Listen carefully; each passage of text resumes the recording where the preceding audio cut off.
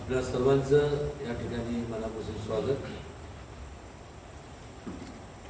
सर्वप्रथम या ठिकाणी युगपुरुष आदरणीय वंदनीय छत्रपती शिवाजी महाराजांना, त्याचबरोबर या जिल्ह्याचे सुपुत्र आणि ज्यांनी महाराष्ट्राला आणि देशाला दिशा देण्याचं काम केलं असे कैलासवासी यशवंतराव चव्हाण यांना विनम्रपणे मी अभिवादन करतो। सातारा जिल्हा आपल्याला माहिती आहे की सातारा जिल्हा एक आगळा वेगळा जिल्हा आहे। अनेक चळवळी ज्या भूमीत जन्माला आल्या, स्वातंत्र्याची चळवळ असेल, स्त्री शिक्षणाची चळवळ असेल, सत्यशोधक चळवळ असेल, क्रांतिसिंह नाना पाटलांची पत्री सरकारची चळवळ असेल, अनेक चळवळी ह्या संपूर्ण भूमीत या सातारा जिल्ह्यात जन्माला आल्या आणि त्या चळवळींचाच एक भाग म्हणून कैलासवासी यशवंतराव चव्हाणांनी एक अष्टपैलू व्यक्तिमत्व त्यांचं होतंच आणि या संपूर्ण महाराष्ट्राला त्यांच्या रूपाने आणि देशाला त्यांच्या रूपाने एक सातारा जिल्ह्याचा आवाज आणि त्यांचं नेतृत्व त्यांनी नेतृत्व या महाराष्ट्राचं केलं आणि देशाचं देखील केलं। आणि त्यावेळेस असं म्हटलं जायचं की हिमालयाच्या मदतीला सह्याद्री धावून आला। यशवंतराव चव्हाणांचे जे विचार होते, त्यांचं संपूर्ण जे काय त्याचा आधार घेऊन त्यांनी जीवनात वाटचाल केली ते म्हणजे छत्रपती शिवाजी महाराजांचे विचार होते। यशवंत विचारांचा जेव्हा आपण उल्लेख करतो त्यावेळेस लोकांच्या कल्याणाचा विचाराचा आपण उल्लेख करतो। असं असताना या ठिकाणी आवर्जून मला सांगावंसं वाटतं की यशवंतराव चव्हाणांचा काँग्रेस पक्षाने त्यांच्या नावाचा फक्त निवडणुकीकरता वापर केला, पण मात्र त्यांचे विचार हे आचरणात आणले। जे विचार छत्रपती शिवाजी महाराजांचे होते तेच विचार यशवंतराव चव्हाण साहेबांचे होते। ते विचार आचरणात आणण्याचं मात्र काम झालेलं पाहायला आपल्याला दिसत नाही। आणि असं असताना, असं उत्तुंग असं व्यक्तिमत्व असताना चव्हाण साहेबांचं त्यांना खरं तर वास्तविक त्यांना सुचायला हवं होतं की त्यांना त्या देशातला सर्वात मोठा नागरी पुरस्कार त्यांना दिला गेला हवा होता, तो म्हणजे भारतरत्न पुरस्कार। त्यावेळेस का झालं नाही मला माहीत नाही, पण येत्या 29 तारखेला आदरणीय पंतप्रधान मोदीजी ची सभा या सातारा जिल्ह्यात होत आहे। ही सभा तर ठिकाण सुद्धा कैलासवासी यशवंतराव चव्हाणांच्या कर्मभूमीत ही सभा होत आहे आणि आम्ही त्यांना आग्रहाची विनंती करणार आहोत की कैलासवासी यशवंतराव चव्हाण यांचं योगदान समाजाप्रती हे पाहता त्यांना संपूर्ण सर्वोच्च नागरी पुरस्कार देऊन, भारतरत्न हा पुरस्कार देऊन त्यांना सन्मानित करावं. हे बोलत असताना मला हे का देण्यात यावं तर लोकांना, भावी पिढीला कळणं गरजेचं आहे की यशवंतराव चव्हाण साहेबांचे जे विचार होते ते विचार समाजाच्या कल्याणाचे जे होते, पण एक चांगली दिशा देणारे विचार होते आणि लोकांपर्यंत, भावी पिढीपर्यंत पोचवले गेले पाहिजे. या आम्ही सर्वांनी विचार करू. आणि व्यक्तिशः हा माझा स्वतःचा विचार तर आहेच, पण अनेकांना ज्यावेळेस हा मुद्दा मी त्यांच्यापुढे मांडणी केली त्यावेळेस त्यांनी सुद्धा आश्चर्य व्यक्त केलं की हे अगोदर का घडलं नाही. एक इंग्लिशमध्ये म्हण आहे,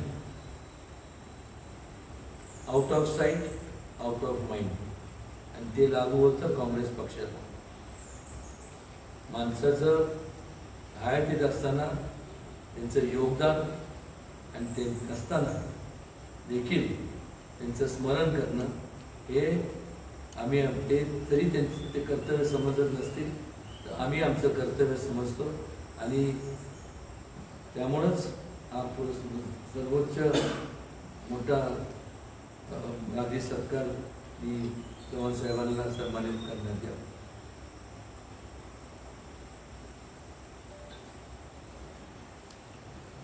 साहेब, अचानक ह्या नेमकं तुम्हाला कुणाला टार्गेट करायचं? तुमच्या उमेदवार आहेत मला आणि यशवंत विचारांचा काही संबंध नाही. मला टार्गेट कुणाला करायचं नाही. माझं स्पष्ट मत आहे की त्यांनी यशवंत विचारांचा संपूर्ण फायदा घेतला. त्यांनी आजपर्यंत ही मागणी का केली नाही? काँग्रेस पक्षाने का त्यांना सर्वात मोठा नागरी पुरस्कारांनी का सन्मानित केलं नाही?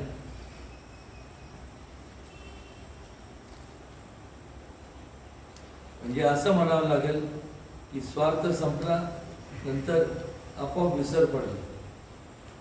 बाळासाहेब, यशवंतराव चव्हाण यांची मानसपुत्र थोडक्यात शरद पवारांना मानलं जातं. त्यांचे विचार घेऊन शरद पवार पुढे चालतात असं त्यांनी बऱ्याच वेळा सांगितलं.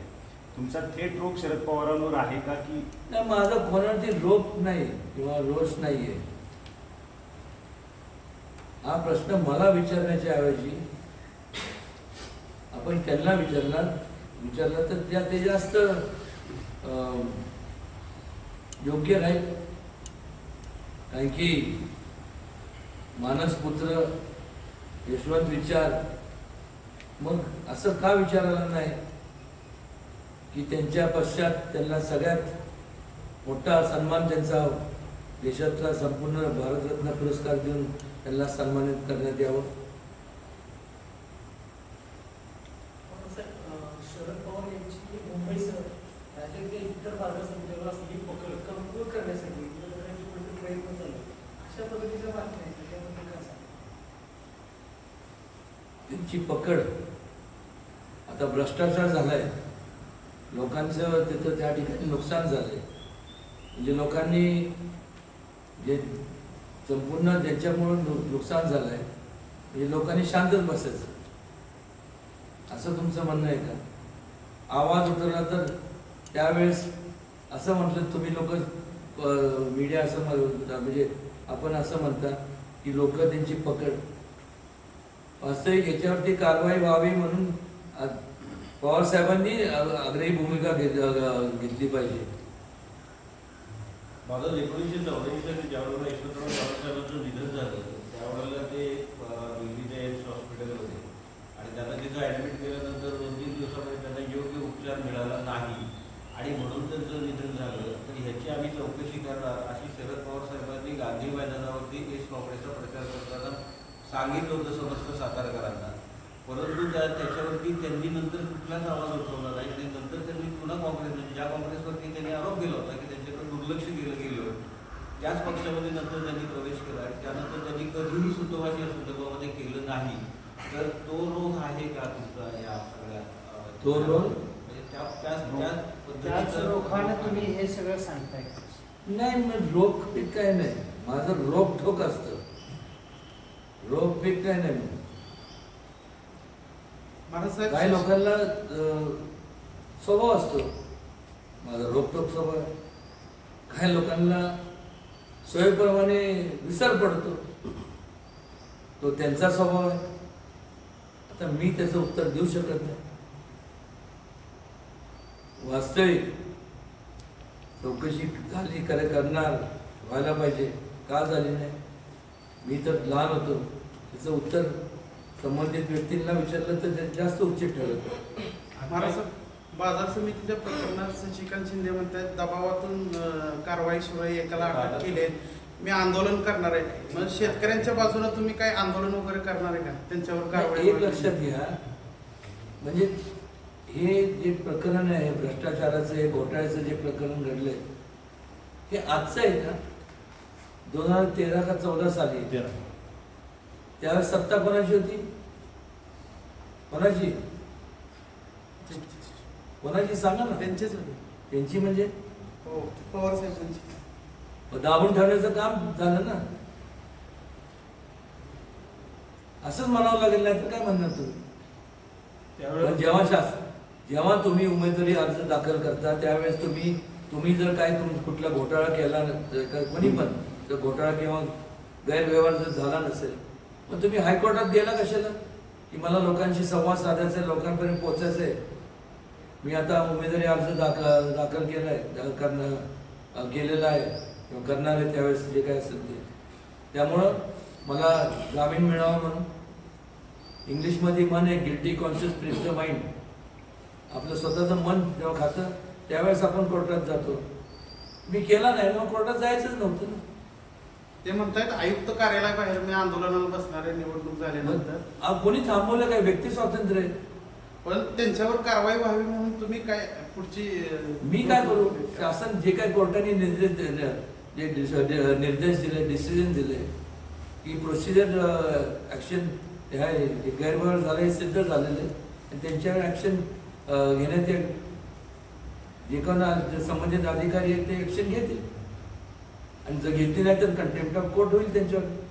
मी काय करू? हे काय मी इनिशिएट केलेली ही काय प्रकरण मी इनिशिएट केलेलं, मला माहीत पण नाही. कधी त्या APMC मध्ये मला बाहेरनं पाहिलं, पण तिथं आज जायचं काय? मी काय व्यापारी आहे का? भाजीपाला विकणारा व्यापारी? माझा संबंध काय तो? फक्त एकच संबंध आहे आणि तो प्रत्येक बाबतीत राहणार, म्हणजे लोकांच्या हिताविरुद्ध किंवा भ्रष्टाचार होत असेल त्याच्यामुळे लोकांचं नुकसान होतं तर मी नक्कीच आवाज उठवणार. या अगोदर देखील जेव्हा त्या पक्षात असताना सुद्धा मी आवाज उठवला, जे चुकीचं आहे ते चुकीचंच आहे. त्यावेळेस तुम्ही लोकांनी पट्ट्या सोडल्या होत्या, उदयनारायणचं घरचं आहे. मी कोणाला विरोधक मानत नाही, पण निश्चितपणे लोकांच्या हिताच्या विरोधात जर कोण करत असेल तर मी आवाज उठवणार, कोणी पण असो. ही भारतरत्नाची मागणीचा भूत आत्ताच का काढला? हे जो प्रश्न जो मला तुम्ही आता विचारला आहे, मग मी पण तुम्हाला माझा पण एक प्रश्न आहे की ह्या अगोदर का दिला गेला नाही? कोणीतरी कधीतरी मुहूर्त निघाला पाहिजे. आणि अनायशी म्हणण्यापेक्षा या सभेकरता नेमकं योगायोग बघा, नरेंद्र मोदीजी या सातारा जिल्ह्यात येतात आणि सभा सुद्धा चव्हाण साहेबांच्या कर्मभूमीत होते, तर त्या ठिकाणी ती मागणी करणं ही अत्यंत रास्त आहे. महाराष्ट्रात आपण 10 वर्ष राष्ट्रवादी होता. आपल्याला प्रत्येक पातळीवर प्रत्येक निवडणुकीच्या वेळी शशिकांत शिंदेंनी त्यावेळी पाठबळ दिल्याचं दिसून येत होतं. मला कोणी पाठबळ दिलं नाही त्यावेळी, म्हणजे भूमाता दिंडीपासून इतर सगळे जे तुमचे हे झाले होते त्यानंतर दिंडीच्या वेळेला याचा काही संबंध होता का? नाही, इतर ह्याच्यावर म्हणजे त्यानंतर राष्ट्रवादी संबंध त्यावेळी हे काही असं तुम्हाला जाणवलं नव्हतं की आपण 10 वर्ष राष्ट्रवादीमध्ये होता, 10 वर्ष आपण राष्ट्रवादीमध्ये होता, त्यावेळी एवढा मोठा घोटाळा झाला आहे शशिकांत शिंदेकडून झालेला लागले असं त्या अनुषंगाने आपल्याला कल्पना होती का नव्हती? नव्हती कल्पना. माहीत असतं तर तेव्हाच आवाज उठला असतो. नरेंद्र मोदींना जो पुरस्कार द्यायचा राहिलाय वेळेवर देणार होता मग आम्ही त्यावेळेस काय झालं, आम्ही त्याची तयारी देखील आहे. हे संपूर्ण शिवसन्मान पुरस्कार जो आम्ही देणार आहोत त्या निवडणुकीची संपूर्ण धुमाळी संपल्यानंतर पुन्हा एकदा निकाल लागल्यानंतर मग त्यांना त्यांच्या तारीख घेऊन त्यांना मोठा असा त्या पुरस्कार त्यांना आम्ही सन्मान नक्कीच करणार आहोत. त्यावेळेस कुठल्या तरी म्हणजे त्यावेळेस परदेशी डेलिगेशन किंवा एंगेजमेंट्स असल्यामुळं त्यांना ते जमलं ते इथे जमलं नाही म्हणून तो ते राहून नाही गेलं तर ते त्यांनी पोस्टपोन केलं. कार्यक्रम इथंच होणार की कार्यक्रम इथंच होणार का? इथं काय कुठे घ्यायचं तुम्ही सांगा. बारामतीला घेऊ.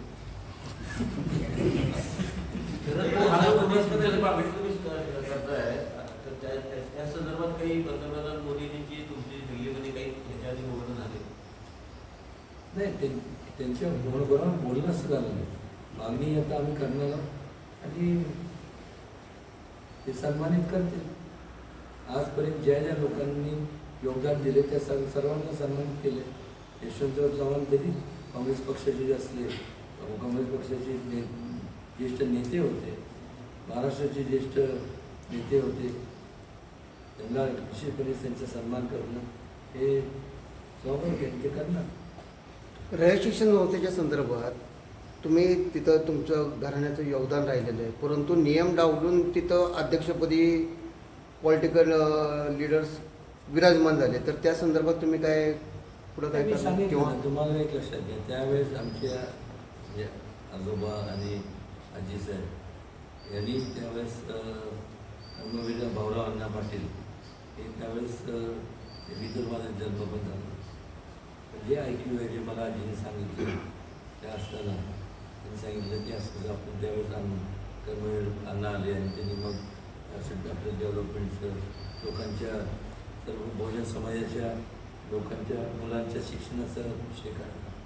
त्यामुळं आपण सगळं आपल्या कुटुंबाने भरपूर त्या विषयात आपण हे केलं. आपले योगदान म्हणजे आपलं कर्तव्य समजून आपण हे सगळं केलं.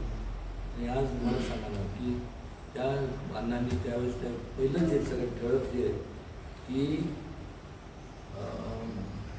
जी घटनेत ते पहिलं आहे की जो कोण ह्या राज्याचा मुख्यमंत्री असेल तो ह्या रयत शिक्षण संस्थेचा हा पदसिद्ध अध्यक्ष असणार. सरकार कोणाचंही असो ते का तो मुद्दा का महत्त्वाचा आहे तर कुठल्याही प्रकारे राजकारण घेऊ नये. बहुजन समाजातल्या दुर्गम भागातल्या लोक राहणाऱ्या लोकांच्या मुलांना शिक्षणाचे दालनं खुले व्हावे. आज काय आपण पाहतो घटना बदलण्यात आली, प्रायव्हेटायझेशनच्या दिशेने वाटचाल चालू झाली, कॅपिटेशन फीज लागू करणार. म्हणजे कुठं काय करायचं याचा पण आपण म्हणजे संबंधितांनी भान ठेवला पाहिजे. तो पाहायला मिळत नाही. इथं पुन्हा राजकारण येणार. म्हणजे मूळ जो विचार होता अण्णांचा की बहुजन तो अनेक म्हणजे एवढा म्हणजे पूजनीय असा विचार होता की मुलं बहुजन समाजातले मुलं शिकले पाहिजे, मोठे झाले पाहिजे, त्यांचा दृष्टिकोन व्यापक झाला पाहिजे. आज तुम्ही त्यांच्या विचारांना सुद्धा काय असं घाणेरडं कृत्य करून त्यांच्या विचारांना सुद्धा तुम्ही तिलांजली दिली. आमदार महेश शिंदे यांनी तो भ्रष्टाचार काढला आणि त्यांनी प्रेस कॉन्फरन्समध्ये सांगितलं की शशिकांत शिंदे फरार आहोत. आता कालपासून एक बातमी होती की त्यांनी मुंबईचे पोलीस साताऱ्यामध्ये विचारले आणि शशिकांत शिंदे यांना कुठल्याही क्षणी अटक होऊ शकते. जर समजा एका कदाचित शशिकांत शिंदे यांना अटक झाली तर याचा परिणाम निवडणुकीवर काय होऊ शकतो असं काय म्हणतात? नाही, एक लक्षात घ्या, आपण ही लोकशाही आहे आणि लोकशाही म्हणजे लोकशाहीच्या ह्याच्यात एखादा घोटाळा केला किंवा भ्रष्टाचार केला कोणी असू दे, कायदे सगळे समान आहेत. त्याचा आणि याचा काय संबंध नाही. आमची कुठं मागणी त्यांना कोण याला अरेस्ट करू नका. जे कोर्टाने डायरेक्शन दिले, त्या निर्देश दिले त्याप्रमाणे ॲक्शन घेतली जाईल, नाही जाईल, घेतली जाणार का नाही हे काळाने वेळीच ठरवलं. पथक येणार आहे का नाही येणार आहे मी काय त्याचा भाग नाही आहे, मला त्याच्याबद्दल काही माहिती नाही. पण निश्चितपणे आजच्या मितीला त्यांचं नाव म्हणजे जे कागदपत्र पाहिल्यानंतर त्यांचं नाव त्याच्यात आहे म्हणल्यानंतर आज त्यांचं स्टेटस ॲब्स्कॉन्डिंग किंवा फरार म्हणतो निकालाची मला वाटतं इंटरव्ह्यू काय इंटरव्ह्यू बेल त्यांची आहे, त्याने आपल्या त्याची काय घेणं त्याचा परिणाम काय म्हणतं. माझं तर म्हणणं आहे की या संपूर्ण 18,68,000 अप्रॉक्सिमेट म्हणजे जे काही मतदार आहेत या सातारा लोकसभा मतदारसंघात त्यातनं एक दोन पण नाही, एक चारित्र्य संपन्न तुम्हाला व्यक्ती मिळाला नाही का?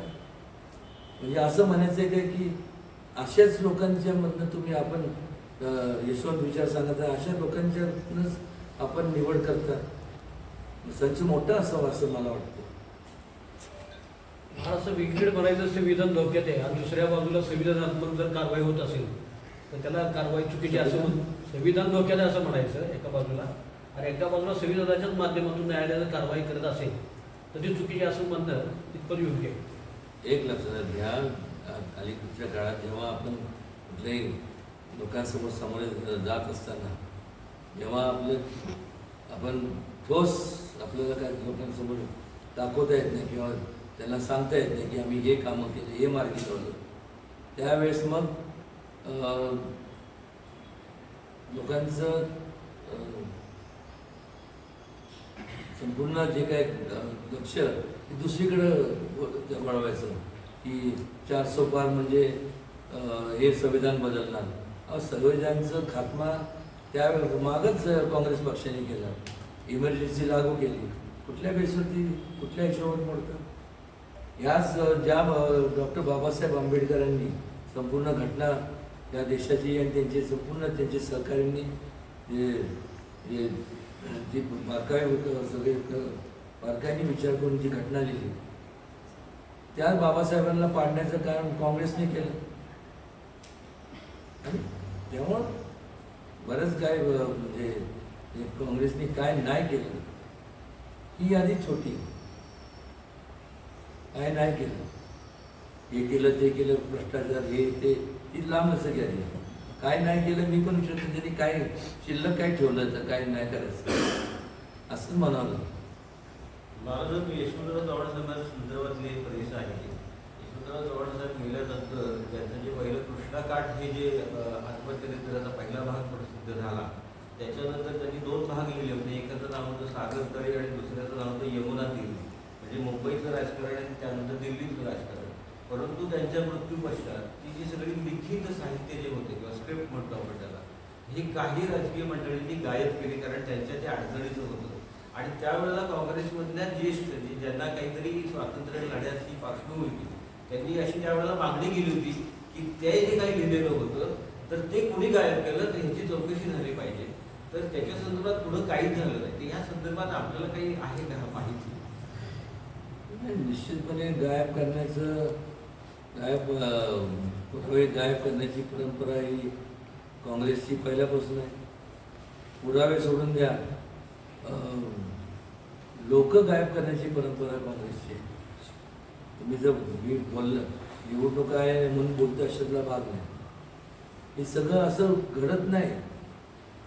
एक लक्षात घ्या, काँग्रेसमध्ये एखादा व्यक्ती जर पुढं जात असेल तर हे कसं म्हणजे हे कोइन्सिडन्स याला म्हणता येत नाही. राजेश पायलट ज्यावेळेस व्यक्ती चांगला होता, विचारवंत ते चांगलं होतं. अखिल भारतीय AICCचा अध्यक्षपदाचा फॉर्म भरायला निघाले होते, ॲक्सिडेंट झाला. त्याचबरोबर माधवराव सिंधिया हे संपूर्ण त्यांचं बाबा त्यांना काँग्रेस त्यांचं जास्त त्यांचं संपूर्ण लोकांनी त्यांचं नेतृत्व मान्य करायला लागले, त्यांचा पण ॲक्सिडेंट झाला. त्याचबरोबर YSR रेड्डी हे सुद्धा काँग्रेसमधलेच होते. ते सुद्धा त्यांच्या परीने संपूर्ण त्यांच्या कार्याच्या माध्यमातून ते पॉप्युलर व्हायला लागले. त्यांचा पण ॲक्सिडेंट झाला. ही मालिका म्हणजे मी विचार करतो त्याच्यावरती खरंच विचार करण्यासारखं आहे. आणि ह्या अगोदर सुद्धा तर पाहिलं गायब पुरावे तर सोडून ते माणसं गायब केलेले ते कधी परत दिसलेच नाही. अतिशय गंभीर गोष्ट बोलली की माधवराव शिंदे, राजेश पायलट, YSR म्हणजे त्याच्यामध्ये काँग्रेसचा माणसं जी गेली तिचा अपघात झाला. मालिका तुम्ही खूप छान हे गंभीर होतं नाही कोणी केलं का केलं पण मला माझा प्रश्नच आहे की जोपर्यंत त्यांची जे नाव रूपाला येत नव्हते तोपर्यंत काय झालं नाही. नाव रूपाला आल्यानंतर आपोआप कसं घडत गेलं.